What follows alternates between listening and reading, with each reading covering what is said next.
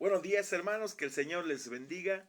Espero se encuentren bien y siempre con el deseo de aprender más de su palabra. Créeme que eso nos llena de gozo cuando vamos a una porción y la podemos analizar y que se quede plasmada no solamente en nuestro corazón, sino que también grabada en nuestra mente y la estemos repitiendo y meditando en ella.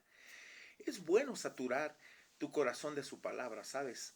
Ella te lleva a recordarla constantemente y reconocer a Dios sobre cada paso que des en tu vida. Esta mañana meditaremos en un pasaje del libro a los Romanos, capítulo 1, versículo 18. Y es interesante cómo los seres humanos no tenemos excusa, créame, de no creer en la existencia de un Dios todopoderoso. Nuestro devocional del día de hoy se titula Dios se reveló y su creación lo rechazó. Es interesante cómo el ser humano ha rechazado la revelación general de Dios a través de su creación. Ponga atención en algo, mire, Dios nunca condena sin tener una razón justa. Aquí se presentan tres bases para el juicio que hace del mundo pagano y sobre todo por ignorar la verdad de Dios. La hemos ignorado como seres humanos y el ser humano sigue ignorando la verdad de Dios. Veamos el versículo, por favor, el versículo 18 de capítulo 1 de Romanos. Vea la razón, dice, porque la ira de Dios se revela desde el cielo contra toda impiedad e injusticia de los hombres, de los seres humanos, que detienen con injusticia la verdad, que tratan de tergiversarla, tratan de cambiarla, tratan de, en verdad, anular la verdad de Dios, pero no pueden. Vamos a ir desmenuzando este pasaje. Vamos a empezar con la frase, porque la ira de Dios se revela desde el cielo. Mire, aquí la forma verbal se revela significa revelar, mostrarse. Aunque no es necesario que se tome en sentido escatológico, es posible aquí que dicho verbo tenga un sentido futurista. El Dios Santo está airado a causa del pecado y no solo pone de manifiesto su disgusto, sino que anuncia que habrá un juicio final contra el pecado y los pecadores. El vocablo ira viene de un término griego, orgei, apunta hacia un sentimiento de profundo disgusto. Dios está disgustado por la situación del ser humano, como lo ha rechazado. El pecado tanto angelical, hermanos, como el humano, ha ofendido la santidad y la justicia de Dios. Ira, por ejemplo, no es castigo, sino sentimiento personal. El único refugio contra la ira de Dios es la persona de Jesucristo, créame. Ahí toda la ira contenida sobre el ser humano fue apaciguada en la persona de Jesucristo. Por eso conviene creer en Cristo, en la obra redentora, y no seguir rechazando. La expresión aquí desde el cielo sugiere la soberanía de Dios en ese aspecto, que Dios se mostró a través de esa revelación general y su soberanía. El Dios del cielo es también soberano sobre toda la tierra. Pero veamos la frase contra toda impiedad e injusticia de los hombres. El vocablo contra significa sobre, encima de. El término impiedad tiene que ver con la irreverencia de los hombres hacia Dios. Posteriormente, en los versículos 21 al 23, Pablo, fíjese, describe las características de la impiedad de los hombres, cómo rechazaron a Dios y cómo se envolvieron en sus propias concupiscencias y sus malos deseos. La palabra injusticia tiene una connotación moral que describe la inmoralidad detallada, ahí en el 1.24 al 32. Y Pablo utiliza los vocablos impiedad e injusticia en su orden correcto, hermanos, puesto que siempre la una conduce a la otra. Fíjese, la expresión de los hombres es un genitivo de posesión. Tanto la impiedad, que es la irreverencia contra Dios, como la injusticia, acto de desobediencia contra los semejantes, son prácticas pertenecientes al hombre pecador. Pero también dice la frase que detienen con injusticia la verdad. El vocablo detienen significa inmovilizar, aguantar, detener, retener firme. Y el participio aquí presente sugiere la idea de una acción continua o habitual ya en el ser humano, de estar haciendo lo incorrecto, hermanos, de veras. En el, en el texto griego aparecen a posición con el sustantivo los hombres. Y la idea aquí podría expresarse así: los hombres, es decir, los que detienen, ¿sí?, la verdad de Dios con injusticia. La palabra con injusticia literalmente en injusticia dice. De nuevo refleja el hecho de que el hombre está desprovisto de justicia personal. Por eso necesita la justicia de Dios a través de Cristo. Cristo nuestra justicia, y una justicia buena y santa. El rechazo de la justicia de Dios, hermanos, en el Evangelio ha llevado al hombre a cometer todo acto de injusticia e inmoralidad. Y es donde vemos la depravación del ser humano alejado de Dios. En una ocasión me tocó asistir a un funeral. Era un joven, tenía aproximadamente 22 años, estaba a punto de concluir su carrera, ya estaba teniendo su consultorio y todo. Y el papá no era creyente, pero me decía en su dolor: ¿dónde está Dios? ¿Dónde está Dios en medio de todo esto? Le dije: ¿sabe qué? Dios ha estado siempre ahí, pero nosotros lo hemos rechazado. Todo esto es la ausencia de Dios en el hombre, y por lo cual al rechazar a Dios actuamos de acuerdo a nuestros deseos.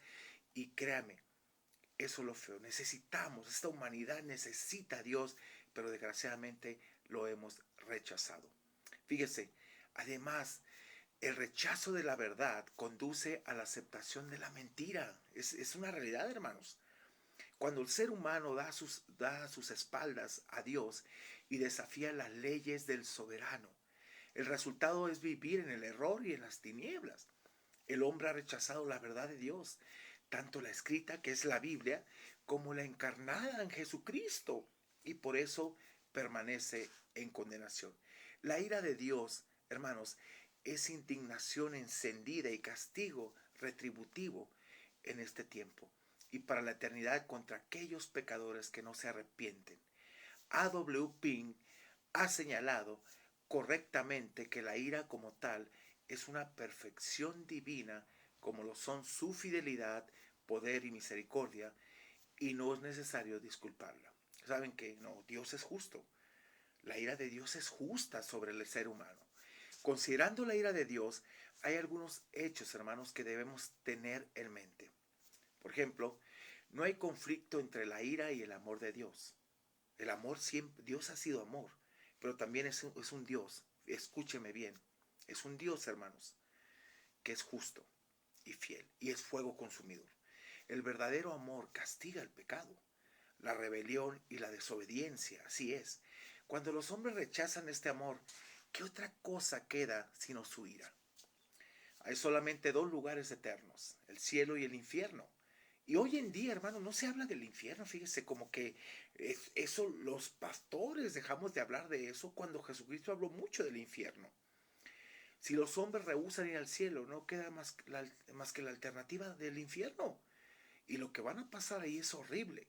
Al estudiar la palabra infierno se refiere a tantas cosas que en verdad vamos a dar después un devocional explicando todo esto y de lo que Dios nos libra. Yo recuerdo que cuando vine a los pies de Cristo, la convicción de pecado fue tan fuerte que yo sabía cuál era mi condición y hacia dónde iba. Ese día yo caí arrepentido, y eso es el Evangelio. El Evangelio es arrepentimiento de corazón, reconocer que no te puedes salvar a ti mismo, que la ira de Dios fue apaciguada en Cristo y que Cristo es el único que te puede salvar. Entendí poco a poco lo que Dios había hecho en la obra redentora y que me dio vida.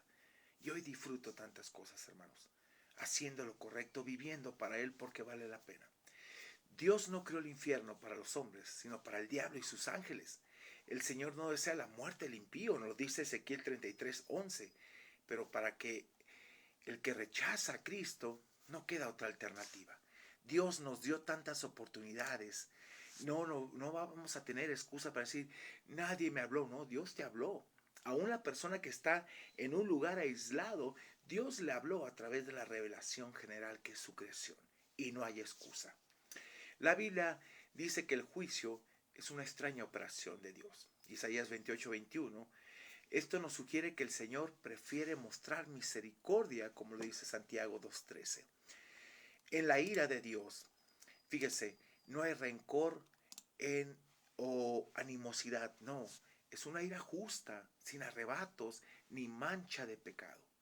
Es justa, la ira de Dios es justa por el rechazo que hemos tenido sobre Dios, ya que Dios solamente puede airarse con justicia absoluta. Se nos exhorta a que dejemos la ira en sus manos y no tratemos de imitarla, porque, como dice Santiago, en la ira del hombre no obra la justicia de Dios, si es verdad, no obramos justamente. Y debemos dejarla en su mano sin no tratar de imitarla.